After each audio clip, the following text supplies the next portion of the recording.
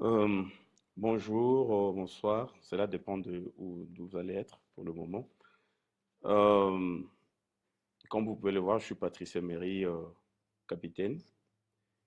Nous n'avons pas l'habitude de faire des vidéos, mais si nous les faisons aujourd'hui, c'est à cause d'une situation qui est très grave. Je suis ressortissant du Kasaï, précisément de Dibaya, le grand chef coutumier Kamwena Sapu, dont on parle actuellement. Euh, c'est mon frère. Donc, je suis ressortissant de là. Et nous avons pris un peu de retenue pour ne pas essayer de parler ou faire quelque chose.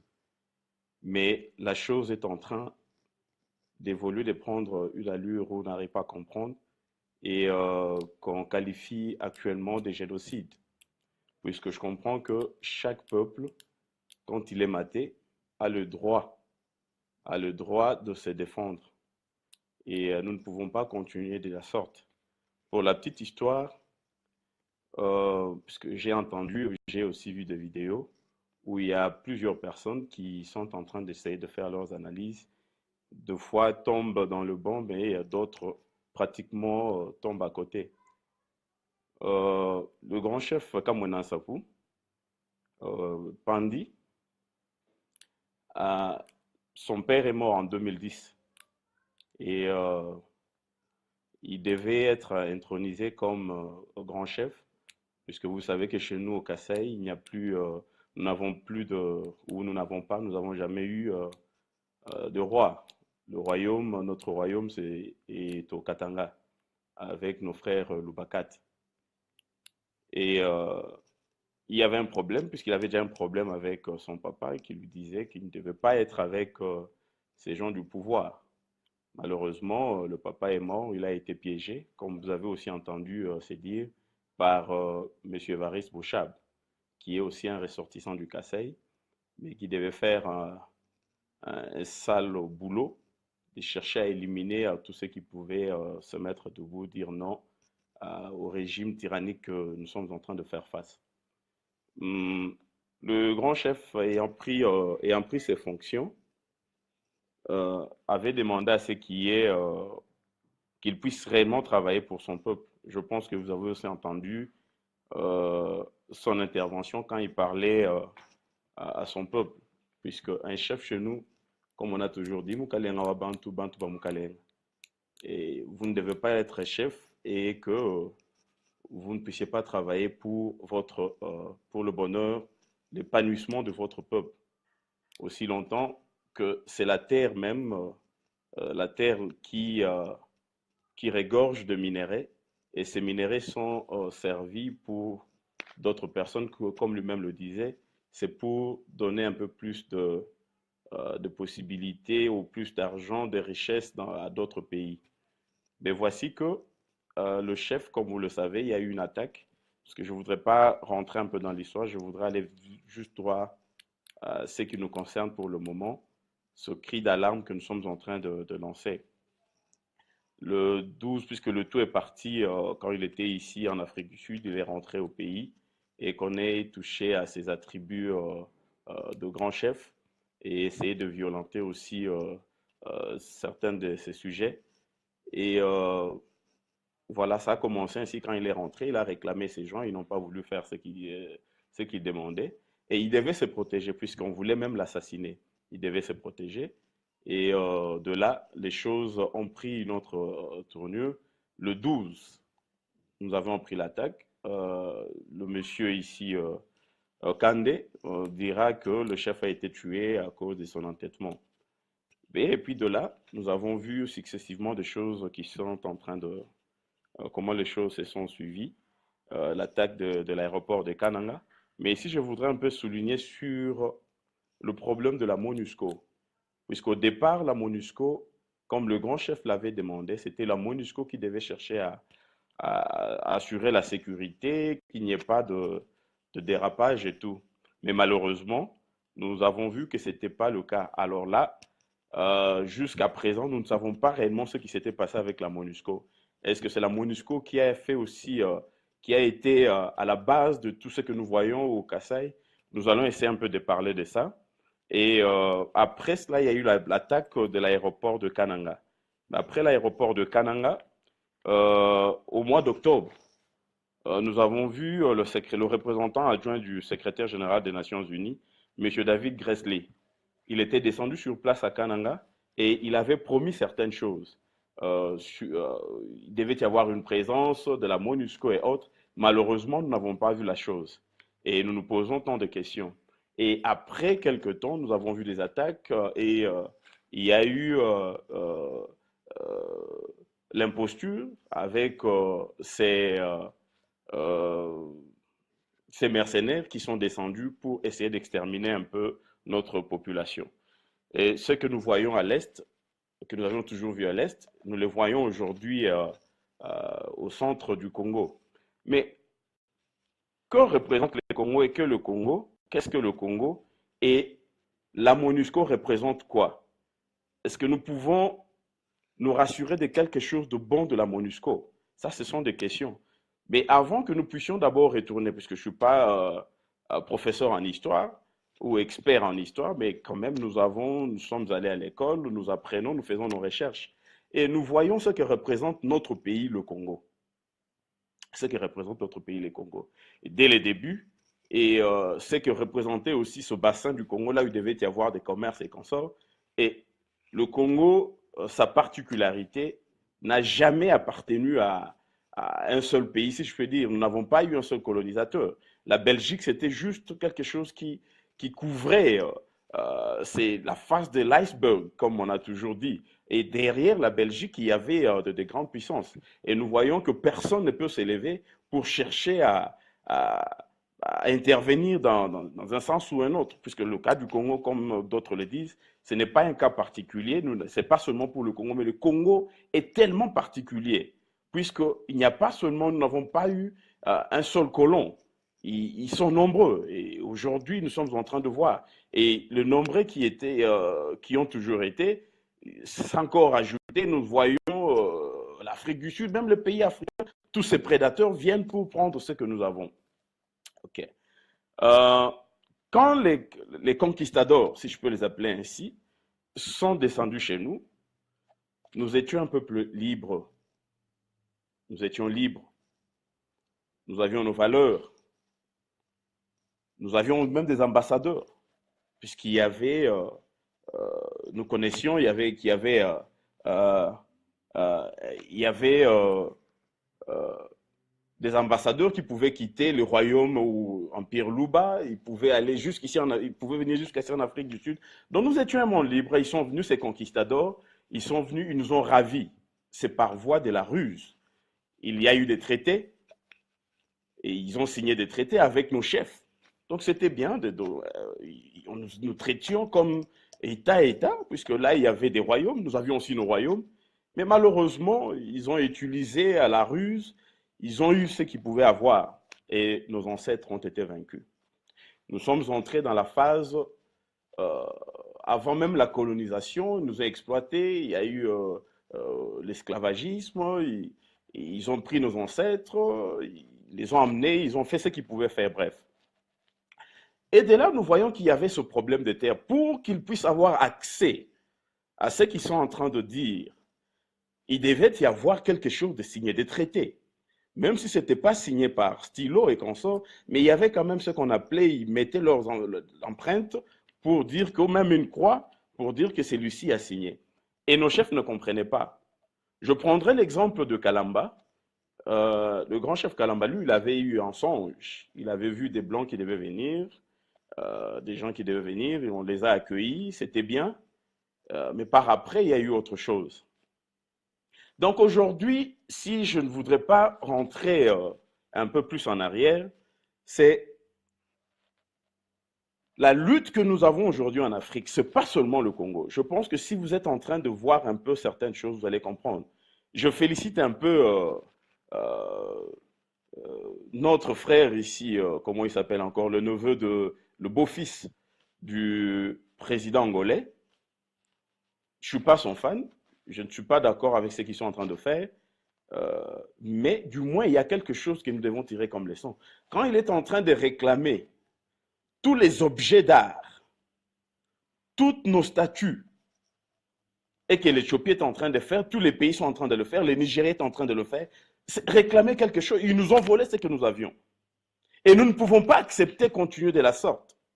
Et aujourd'hui, il y a un chef qui s'est levé, le grand chef Kamwena Nsapou, qui s'est levé pour réclamer la même chose. Ce n'était pas facile. On s'est mis ensemble, on a parlé que chef, est-ce que c'est quelque chose de facile? Ne voyez-vous pas qu'il y aura ça et ça et ça et ça? On dira non. C'est notre pays, c'est notre terre. Nous sommes envahis, le Congo est occupé. Nous devons le dire. Je n'ai pas de problème avec mes frères rwandais, ni ougandais. Quand je parle de mes frères rwandais, ougandais, je parle des lumpenprolétaires, je parle du peuple, du petit peuple. Je ne parle pas de l'élite. Cette élite qui est corrompue, qui veut à tout prix se faire exploiter ou mater son peuple, puisque nous sommes tous noirs, nous sommes africains. Nous devions nous mettre debout pour être ensemble, combattre contre ce qui est fait à l'Afrique, comme ce panafricanisme est en train de le dire. Mais ce panafricanisme ne doit pas se mettre de noms ou de verbes, ça doit être des actions. Ça doit être des actions. Ils nous ont pris des capitaines médaillés pour nous faire du mal. Je n'ai pas de problème avec mes frères.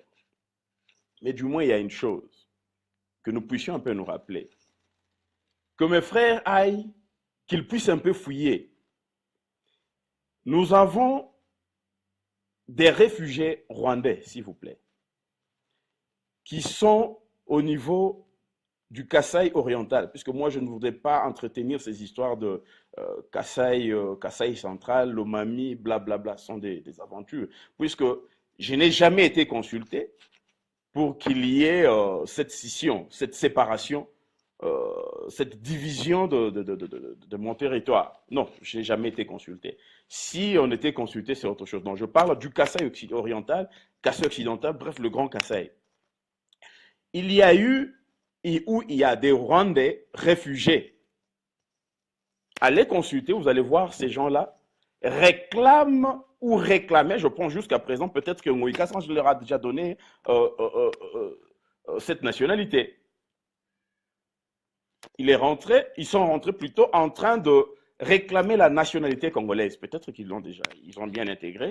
Ils parlent Chiluba couramment, plus que moi, puisque Chiluba Chikonyangala. Il parle même plus que moi. Et à la période de M. Kabasubabou, quand il était gouverneur du Kasaï occidental, il a vu débarquer un tas de Rwandais. En fait, c'était des militaires. Hein? Un contingent qui est descendu, femmes, enfants. Ils ne savaient même pas. Ils étaient tous logés à l'EFO. Quelques années plus tard, nous voyons qu'il y a un chef, un jeune, qui vient. Ce n'est pas du tout normal. C'est quelqu'un qui a vécu ici, il vit ici, sa famille, tout cela. Parce que la pauvre maman, elle est tellement traumatisée, parce qu'on parle avec elle. Elle ne sait pas, elle est dérangée. Si on prend ce courage pour vous parler comme ça, ce n'est pas facile. Je suis de la famille de Kamwena Nsapou. Ce n'est pas facile. Et nous ne pouvons pas admettre que ce qui se passe puisse continuer de la sorte. Non. Nous sommes un peuple, nous avons une fierté. Et le chef s'est mis debout pour réclamer. Nous avons le coltan chez nous. Nous avons de l'eau pour produire l'électricité. Prenons un peu le cas du Kasaï. Nous avons ce chute de Katende. Qu'est-ce qui manque à ce qui est l'électrification chez nous? Pourquoi nous ne pouvons pas avoir ce développement? Depuis que le Congo, cet espace géographique qui nous a été imposé, depuis que le Congo est Congo, pourquoi nous ne pouvons pas profiter de ce qui est nôtre? Le chef est venu, il s'est mis debout et il a voulu, ou il réclame ces histoires, que le peuple congolais, en général, que le peuple du Kasaï, en général, en particulier ces sujets, puissent bénéficier de leur terre. Comme lui-même l'a dit, tu es maman, tu as été jeune fille, c'est la même routine. Tu te lèves le matin, tu vas à la rivière puiser de l'eau, tu rentres, la même chose, ta fille, des générations condamnées. Ils viennent chez vous, ils pillent toutes ces richesses, ils détruisent l'amiba, ils détruisent tout ce que vous pouvez avoir. Mes chers amis, allons au Kassai, qu'est-ce qu'il y a? Tous ces gens qui se disent les élus de la province, qu'est-ce qu'ils font? Qu'est-ce qu'ils font? Ils ont dansé pour Mobutu. Mzee Kabila, c'est la même chose. Et aujourd'hui, avec cet imposteur, la même chose. Non, nous ne pouvons pas continuer. C'est pourquoi le chef a eu à faire quelque chose. Ce n'était pas seulement lui. Et aujourd'hui, est-ce qu'on parle? Vous ne savez pas qui est encore chef Mbao? Ils sont nombreux qui ne sont pas d'accord, le vrai, qui ne sont pas d'accord avec ce qui se passe. Ça, c'était la revendication du chef Kamwena Nsapu contre ce qui se fait. Et quand notre représentant adjoint du secrétaire général des Nations Unies est descendu, puisqu'il ne pouvait pas comprendre comment un peuple peut s'élever pour réclamer quelque chose avec des moyens rudimentaires, juste avec des bâtons, ça, il ne pouvait pas comprendre. Il est descendu, on n'a jamais eu de rapport jusqu'à présent. La MONUSCO n'a pas été présente. Nous nous posons des questions pourquoi, mais nous ne nous posons pas aussi puisque nous savons la réponse. Le Congo doit être dans cet état.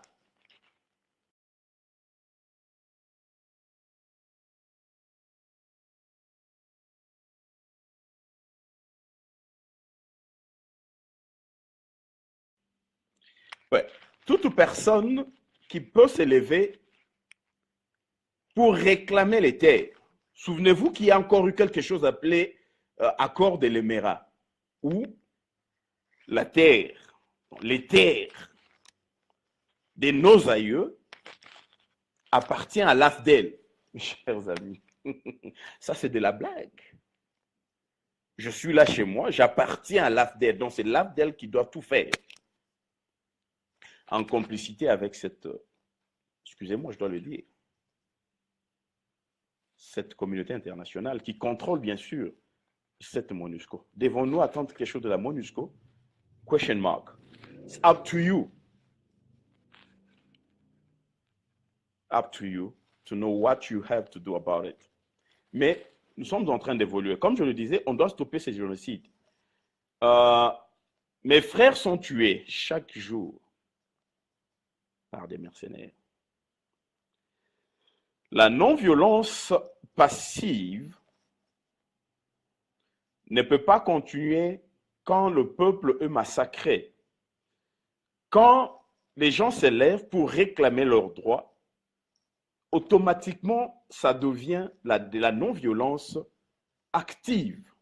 C'est le self-defense, l'autodéfense. Nous avons le droit à la vie. Nous avons droit au bonheur. Nous avons droit aux choses que les autres ont, puisque ça nous appartient. Et je disais aussi, aider nos leaders, pourquoi? Comprenez qu'ils sont pris dans un certain engrenage. Ils ne peuvent pas aller au-delà. Mais c'est à nous, peuple, à vous, à moi, d'aider nos leaders pour que nous puissions avoir ce dont nous avons besoin. Même si nous ne pouvons pas tout avoir, négocier.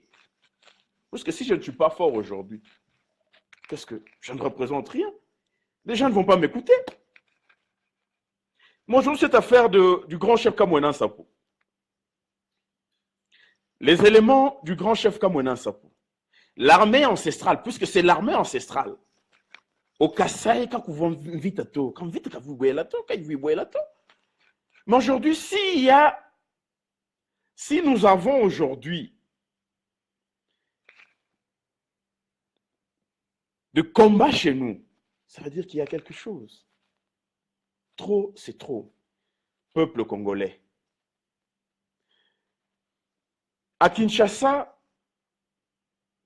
comme vous le savez, le 3, le 5, le 10, il y a action. Mais quand la souffrance est telle qu'elle est, je ne pense pas qu'on devrait attendre un mot d'ordre quelque part. La mauvaise foi est avérée. Quand on entre dans la rue, c'est pour y rester. Ce n'est pas pour rentrer. C'est ce que je suis en train de dire. Il faut aider nos leaders. N'attendez pas seulement qu'ils vous disent tout clairement. Lisez aussi entre les lignes. Comprenez leurs intentions.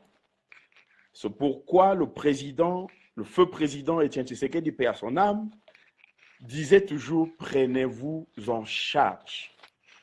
Nous avions failli en tant que peuple le placer là où il devait être. C'est nous qui avons failli. Ces lieutenants et nous avons failli. Et nous sommes en train de faillir comme peuple. Quelle preuve vous voulez que nous puissions avoir encore? Quelle preuve? Parce qu'il n'y a plus de preuves. Nous sommes sous occupation. Les messieurs tuent comme ils veulent. Mais nous sommes là, peuple congolais. Il y a quelqu'un qui sort, qui fait une histoire. Non, tu vois, mais pourquoi on ne peut pas suivre l'accord? Mais pourquoi? Mais c'est quoi ça finalement? Et il y a d'autres qui sortent pour dire que non, c'est moi j'étais là à Genval. Non, le peuple comprend toutes ces histoires. Mais pourquoi cette histoire? Mais ça me tue. Ça me tue. Pourquoi? Bolanda Batouana, pourquoi je me pose la question? Vous savez ce qui sont. Boyebi que non, ça c'est le jeu, il y a adversaire. Mais peuple, mais on vous tue chaque jour. Mais regardez ce qui se passe de l'autre côté, quoi c'est? Je comprends pourquoi ils n'ont pas voulu qu'il y ait cette histoire de. En fait, la capitale ne soit pas au centre là-bas. Mais je comprends que nous sommes où nous devons récupérer, reprendre ce qui nous a été pris il y a longtemps. Ils nous ont volé, mes chers amis, mes chers frères. C'est vrai que nous sommes ici, un peu loin, mais nous nous battons d'une manière ou d'une autre, puisque Bitumba, ils en ont un front ébélé. Il y a le front diplomatique. Même si on sait qu'on traite, celui-ci, c'est celui qui me fait du mal. Mais nous devons toujours parler. Mais nous n'allons pas nous limiter seulement à parler, négocier. Non. Les actions de terrain doivent être là. Ils ont peur. Ils ont peur d'une Afrique qui se réveille. Ils ont peur d'une Afrique qui veut se prendre en charge. Montrer tous nos leaders, puisque nous devons les aider. Ils ont des pressions, ils sont menacés. Là, je te dirais, non, c'est pas moi, mais t'as le peuple, c'est ce qu'il est en train de faire. Si je ne fais pas ceci, il y aura ceci. Parlons. C'est comme ça que les choses doivent se faire. Ce n'est pas pleurnicher chaque jour. Non, non. Il n'y a pas de cadeau. Quand ils sont venus ici, ils ont tué, hein? Ils ont tué. Il y a eu la révolte des Batété là. Nos aïeux sont morts. Et en mourant, ils ont espéré et que nos descendants viendront et feront quelque chose. C'est l'époque de l'Internet. Nous pouvons diffuser le message. Nous pouvons nous entraider et aider ceux qui sont au niveau du pays par des collectes, un travail de lobbying. Nous ne pouvons pas, si les autres l'ont fait, pourquoi nous ne pouvons pas le faire? Nous disons non à ce qui se passe au niveau de Kananga. Il les tue sérieusement. Allez chercher les Kamwenan Sapou, comme vous le dites, puisque vous n'arrivez pas à les voir. Qu'a fait la population? Donc vous êtes en train de raser Nganza, vous rasez. Vous voulez raser tout le monde pour remplacer par ceux qui étaient venus. Mais non. Ça ne passera pas. Ça ne passera pas. Et ça ne passe pas. Et je peux vous dire aujourd'hui qu'il y a une résistance farouche. Que les chefs coutumiers,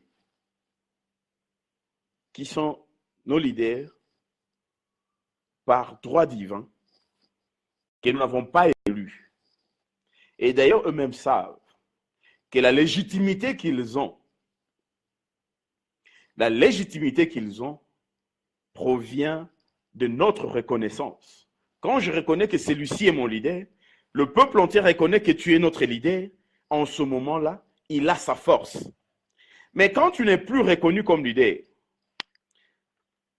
non, tu n'as plus place dans la société.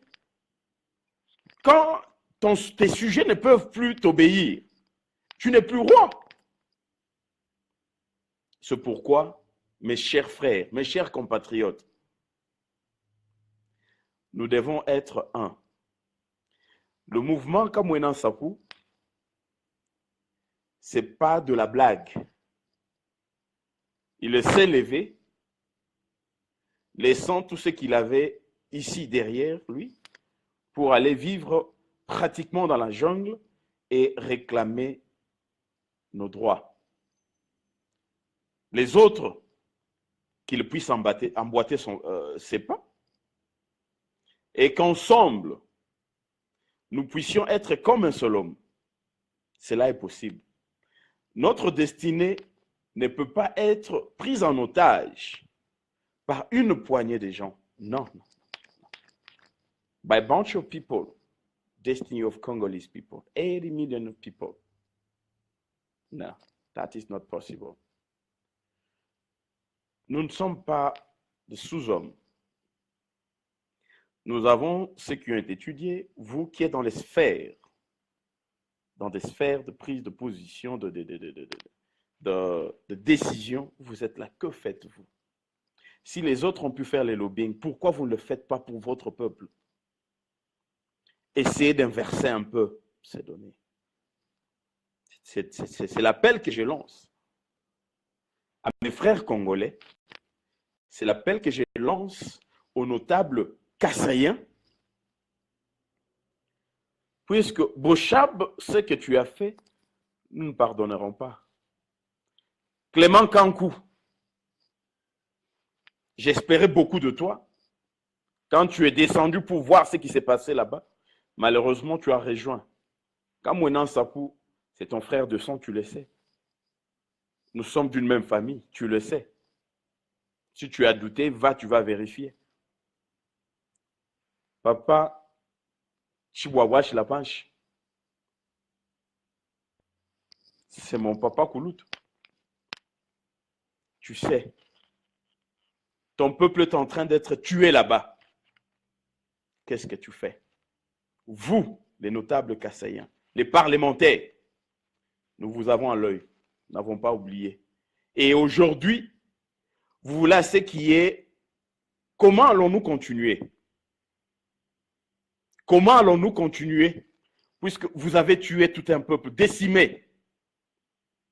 Vous allez venir demain pour que nous puissions voter pour vous. Ou alors, comment allons-nous collaborer?